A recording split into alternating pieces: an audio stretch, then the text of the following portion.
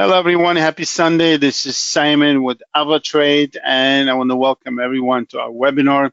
Special warm welcome to the new people. And for those of you that are new, the title says it all pretty much. Your weekly trading plan. That's what we do. We're trying to plan our week. And as somebody said, I don't know, I'm just quoting it. Traders like to use it. You plan your trade, and then you trade your plan. So that's what we do here. A few things about myself. My name is Simon Friedman. I'm the Senior Account Manager with AvaTrade, and I've been involved with trading for the past 22 years, and it's been an exciting journey. I started to trade in June of 2000, and I worked in a few Wall Street prop firms as a day trader. And after 11 years, I went doing other things, including trading, of course, and mentoring and educating other people. And that's what I've been doing. And as of now, of course, I'm working as a senior account manager and try to help our customers to become better traders. And that's what it is. Webinar of the agenda of the webinar, excuse me. We will be talking about indices, stocks, commodities, and Forex as usual. These are our channels that I highly recommend to visit and subscribe. You have Telegram, you have Twitter, and you have YouTube channel where a lot of material is being updated daily. I suggest that you subscribe to it and also click on that small bell that you'll be notified when new things are coming out. And that's very important, not just the webinars, you have educational material, tutorials, and so on. And of course, the risk warning, you can find the full document at avatrade.com. And whatever we do here in 2 words is purely educational and informative and not suggesting any actions as far as trading. Now, before we go to the economic calendar, I just want to say a few things about this week. We're facing a very special week. It's going to be a very exciting week. We're going to have a lot of volatility. And that's all about Fed's decision. We discussed it last week, and we said that the last week would be a little bit choppy, not so much direction, and the whole market, the whole world, pretty much, you can say it, is waiting for the Feds, and the day before it's going to be the CPI number. So the truth is, you know, I say as it is, we could finish this webinar in 5 minutes, just say, you know, let's wait what the Feds are doing. Based on that, market will move. And nevertheless, we'll look up some scenarios and we'll see some things from last week that's happening. And we'll try to prepare ourselves for the action of the Feds. And of course, there's always 2 scenarios. The market's going higher or the market's going lower. It's definitely not going to stay the same. So let's start with economic calendar, and just for people that are not familiar with that, you can find it on our web trader or the app, or you can just Google it. It's pretty much public information. It's being posted ahead of time. And what I do here, I take out the high impact events, and usually it's 1 page. And today it's really 2 pages. It's been really, it's going to be a super eventful week. And let's just go through it really quick. Monday, the 12th, we have Bank of Canada governor speaking. Tuesday, we have employment data from UK. We have CPI numbers from Germany and from the US. This is the key data that's going to be a day before that decision of the Feds is presented to public. We have Governor of Bank of Australia speaking on the same day, and manufacturing index for Japan.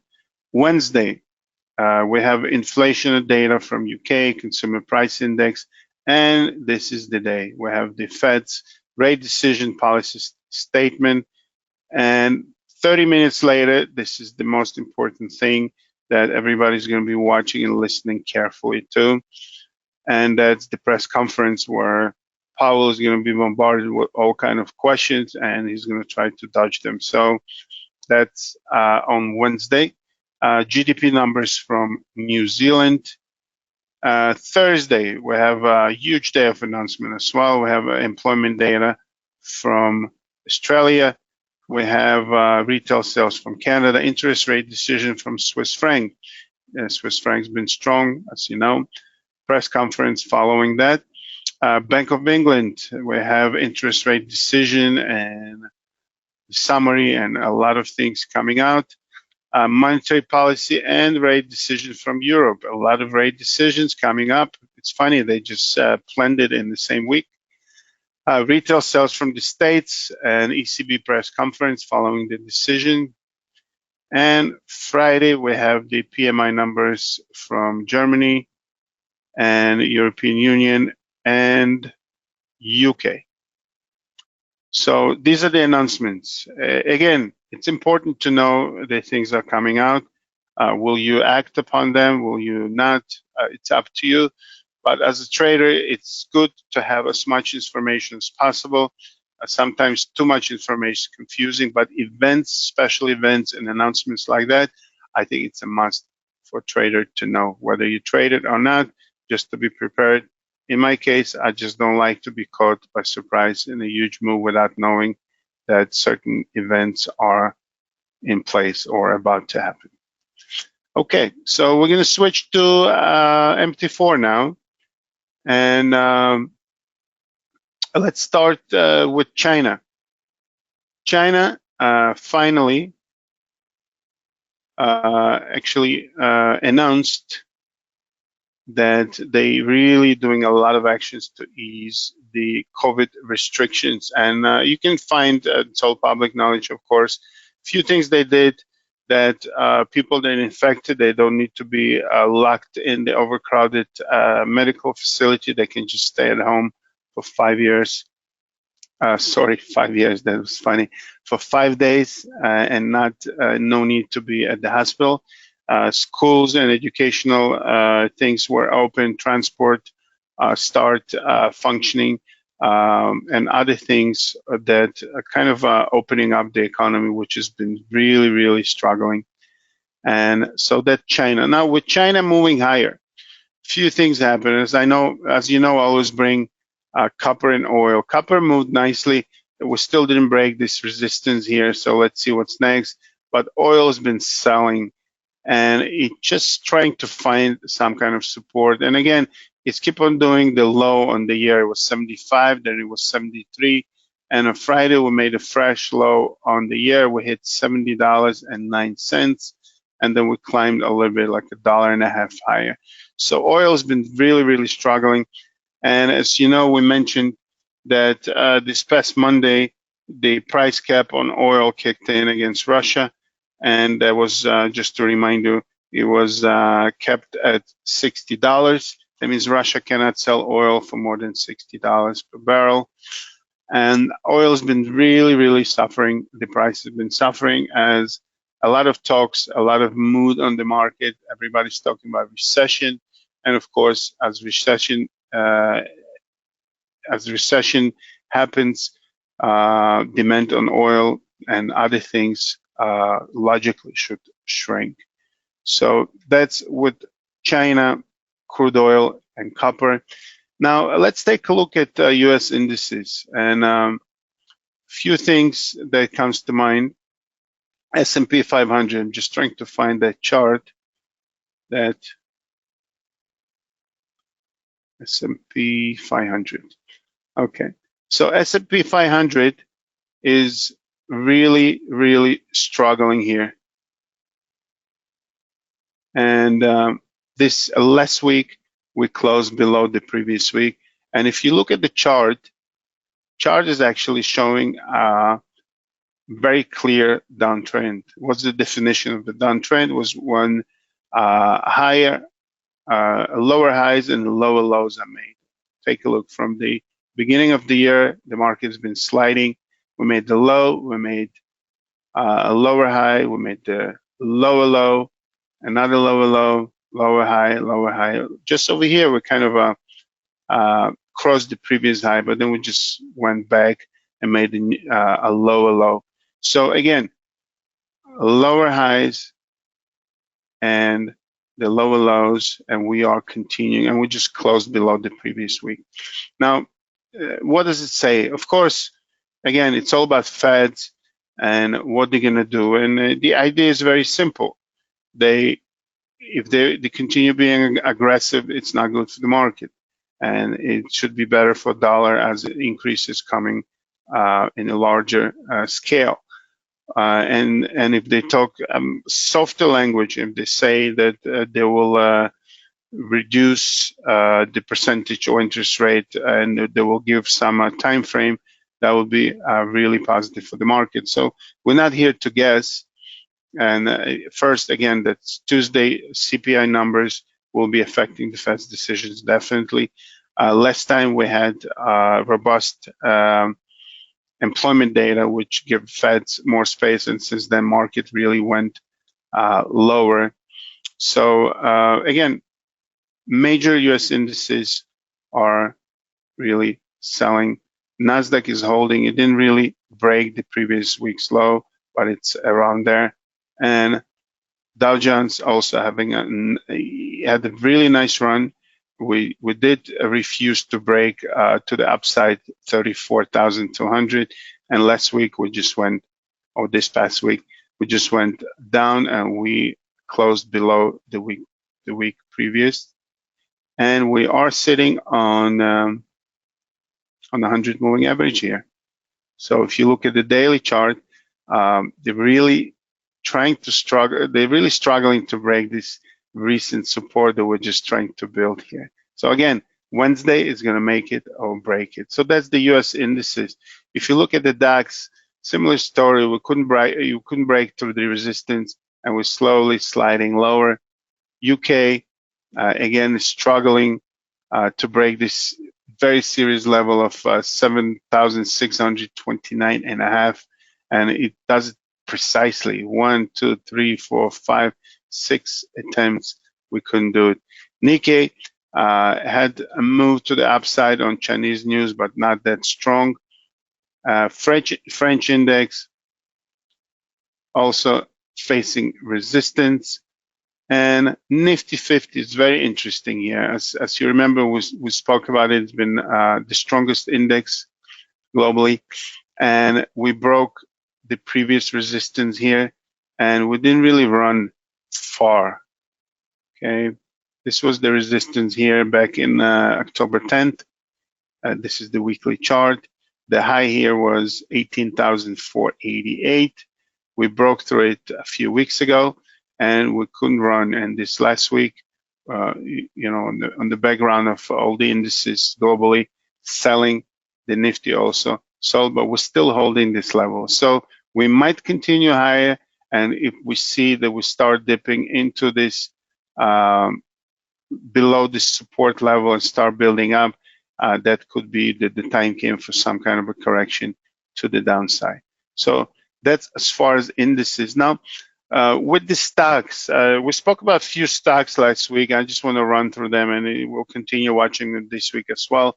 With the oil selling, the oil stocks really give us a nice profitable short selling opportunity. We spoke about it last week that with the oil, if oil continues selling, the Exxon and Chevron might actually finally break to the downside, and it happened. Exxon had a nice selling move to the downside, and Chevron as well.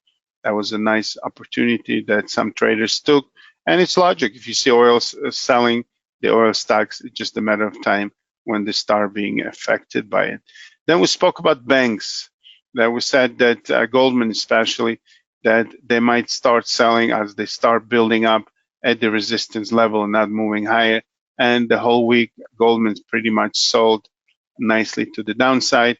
Only Friday it bounced nicely also to the upside. Bank of America, similar idea. JP Morgan didn't really sell much, but it's still down on the week. Citigroup, also nice selling move to the downside. So these are the stocks that we spoke about last week. There are a few others that we spoke about. I believe we spoke about Walmart, that Walmart's been facing this resistance here and not going higher. And it was a nice selling also this week from around 152 to 146 area. Boeing didn't really sell. We spoke about facing or having a hard time to break the resistance, and it didn't do much. And I just read, it looks like they're retiring the famous 747. Again, I'm not sure what it means. They're retiring them from the field or from production. Just the message ran through.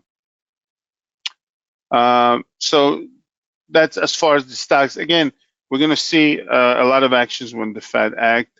So far, Facebook had a run. We spoke about also Facebook trying to close the gap. It did try. I mean, technically, you could say it did, even though it didn't really exactly sell it. But then it closed the gap, but then it sold towards the end of the week. And there was another one trying to close the gap, if I remember. I mentioned that's Netflix. Netflix actually had a nice run. And again, speaking of definition of the trend, as you could see, Netflix kept on making higher highs and higher lows and continuing. And it looks like we're trying to close this gap. When the whole market was going down, Netflix was going higher. So we'll see if it continues into this week. And Nike was the last one. I think we spoke last week. Also, we'll be continuing watching it. As I mentioned, the Nike was trying to approach this resistance here around 113 and also the 200 moving average that we kept on hitting. And we couldn't break the 200 moving average here. So it looks like Nike is having a hard time going higher from here. So let's see what the general market is doing. And based on that, we might see the moves on the stocks that we just mentioned. Okay, that's as far as stocks. Let's go into commodities, and we'll start with gold. Gold is facing, if you could see, we'll go through the instruments. Most of them are really facing either support or resistance levels, and it looks like something needs to push the things through. Now, gold, again, it depends on the action of the Feds. We might see continuation to the upside, as this level is very serious. Take a look. There was a lot of fights for this level. Here we had support, we broke through above, a lot of actions around this 1800 psychological level. Now recently we hit, this is the weekly chart, in August we hit the high of 1807.85, and then we made a lower low as we continued here with the downtrend. And as Feds continue to raise the rates and dollar continues to be strong, we'll take a look at the dollar in a moment. So we're back to this level again, around 1800. And again, on Wednesday, we'll see what happens. Another precious metal, platinum, is also at a very serious level here. So this is the approximate line, around 1035. Take a look. We sold from here. We couldn't break. We built the support. We built the support. A lot of action. Resistance. Resistance again. So again, let's see what platinum is doing. Copper, of course, copper tried to move higher on China. It did a good job, and it looks like we're trying to come out of this trend line. We did close above it, and then we came right back on Friday. So let's see what's happening with China. Of course, what's happening globally. Copper is responding to other things, not just to China, but to China is very, very sensitive. Crude oil, as we said, it's been selling and making new lows of the year. Now, natural gas is in the situation that this was the move. Weekly chart, just bear with me here. Weekly chart high at 631.3 back in September 26 week. Then we sold, then we broke through it, back below, back above, back below, back above. So this level in which we actually stopped this series move to the upside, we around that level now. So again, around 631, we might break through it and then retest the highs again. And if this time around we'll have a hard time breaking through it, we might start building resistance and go lower. Seasonally speaking, winter is usually strong for natural gas, but with all the things building recession and Russia-Ukraine war and everything else. It's very confusing, what takes over, what's stronger, demand or supply. And I guess we'll be seeing in the upcoming days and weeks what's happening here. But in any event, from this level, we could expect some serious directional move either up or down. And this is the level we're at now. Another one I just want to bring really quick is wheat. Wheat is at a very serious level as well. I hope you're not tired of me saying serious levels. I just like levels. If you take a look here, we are retesting this low that was back in mid-August. The low here was 725.5. We just hit it again this week. We had 2 attempts, 2 consecutive days trying to break to the downside. We couldn't, and it looks like we're back to retest this. So it's a very close retest. We didn't go any higher, so it could mean that we could actually break to the downside and continue lower. And this move was serious. Take a look how many weeks in a row. 1, 2, 3, 4, 5, 6, 7, 8, 9, 10 weeks we've been selling.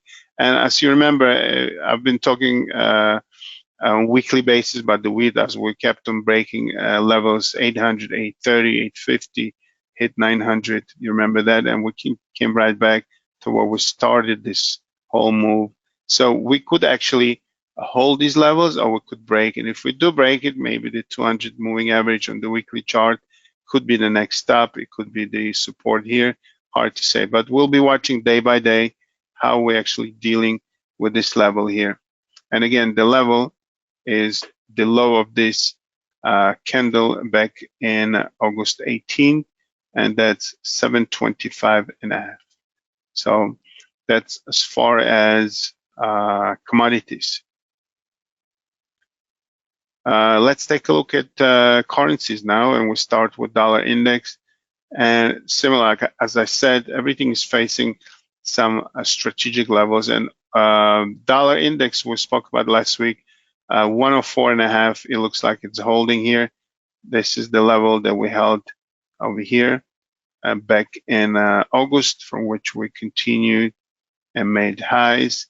Then we start really sliding lower, and we are back to this level again. We tried to break it, we couldn't.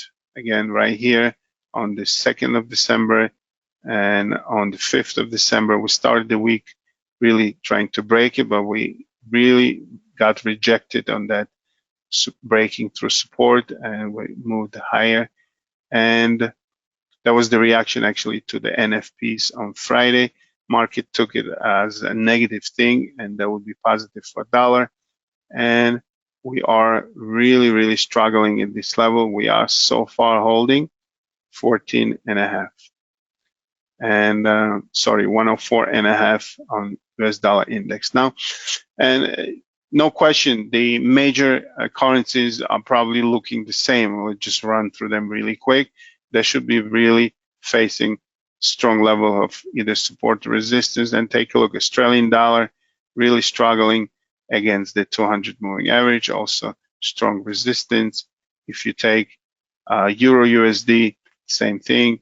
We are trying to hit this level of resistance, and that was back in June. As you know, Euro visited a very low level, way below the parity, and slowly climbed to these current levels. So we're facing resistance here. And again, depends on the action of the Feds and the language of the Feds. We might see retracement moving back to the downside, or we could be surprised and really see acceleration to the upside.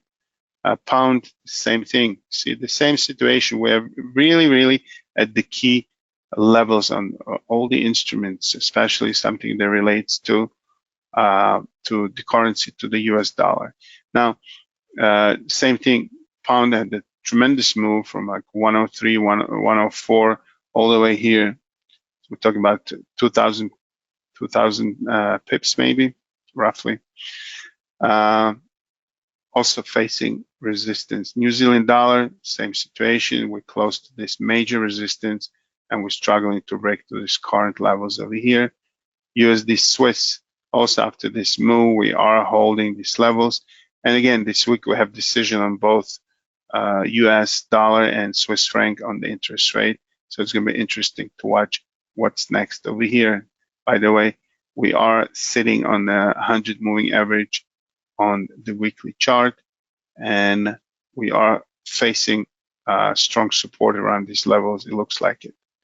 So that's as far as currencies. Now, we mentioned last week with the weakness of oil, Canadian dollar has been super weak, and and we mentioned that any pair that to do with Canadian dollar would be a good instrument to watch and possibly trade. And take a look. Australian and New Zealand dollar were the strongest against CAD, and it's keep on going. That's your Aussie CAD. This is your Kiwi CAD, and we just keep on running. And all others, Euro CAD, super strong, but it is starting to really having issues going any higher from here. CADJPY also start building support over here. CADCHF vertical move to the downside, but also we're approaching some levels of possible support. CAD, pound CAD, also tremendous move to the upside, and we are it looks like we might be facing some resistance around these levels. So even the interest rate decision that was increased on Canadian dollar last week, it didn't really help it, because I think the weakness in oil really overpowered and caused Canadian dollar to go into this strong sell-off. So that's as far as the Forex. And let's take a look at our cryptos. Speaking of which, the FTX, the company that caused all the cryptos really to sell with the bankruptcy, the CEO is, I like to say, being interrogated. He's going to be talking in front of the Congress next week, and it's definitely going to be interrogation. And maybe we'll get some more details. Maybe definitely we'll get some new policies and new regulations, because things like that is really hurting consumers, and the government structures or institutions, they're not really going to tolerate it. And I think they're going to come out with some new regulations and new laws. So as of now, Bitcoin is not really doing much. As you know, we mentioned this level between 15.5 and 17.5. We are within that channel, and it looks like it's holding. I mean, if you look at this instrument, you wouldn't say that it's Bitcoin. Famous Bitcoin making crazy daily moves. It's hardly doing anything. Take a look, it's just flat. So again, some analysts said that the hawkish moves of Feds are going to hurt Bitcoin, and we can slide lower. And if they start speaking softer and giving the market some hope of being less aggressive, we might see not just the markets moving higher, but also the cryptocurrencies could start moving in the up direction. So that's it pretty much. Just to wrap it up. We're having a very important week in front of us. As we mentioned, it's going to be a lot of announcements. It's going to be a lot of interest rate decisions that we mentioned. UK, Europe, US, Switzerland, inflation data, and so on. So it's going to be a busy week. Tuesday is going to be busy. Wednesday is the announcement, and then it's followed by press conference, which is going to be really, really closely watched by everyone. And definitely that will increase volatility of the markets. And all we need to do is really be ready, have a plan, be rested, and I hope that you're enjoying your weekend and getting some rest and energy, and at the same time to be excited. And I wish everyone a successful week and all the best. And we'll be back next week. All the best. Take care.